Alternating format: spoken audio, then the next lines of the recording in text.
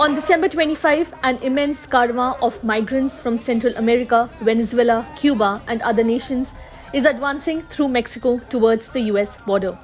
This extraordinary procession, comprising around 6,000 individuals, includes many families with young children. It highlights the perceived challenges in the joint initiatives of the Biden administration and President Andrés Manuel López Obrador's government to address the increasing influx of migrants seeking entry into the United States. On Christmas Eve, the caravan embarked on its journey from Tapachula, near Mexico's southern border with Guatemala. This significant movement occurred just days before Secretary of State Antony Blinken's planned visit to Mexico City, scheduled for December 27.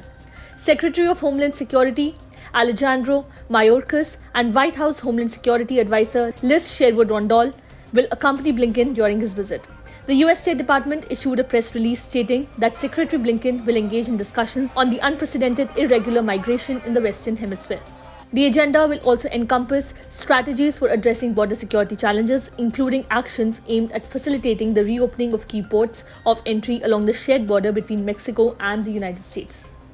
Despite previous efforts by Mexican authorities to deter such migrations, employing strategies where security forces wait for the caravan to tire out, the current caravan's significant size suggests a persistent challenge in curbing migrant flows.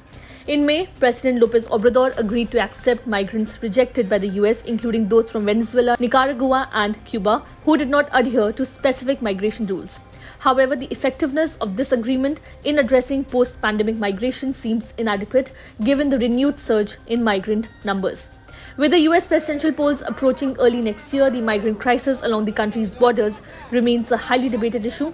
President López Obrador acknowledged US officials' request for Mexico to intensify efforts to impede migrants at its southern border.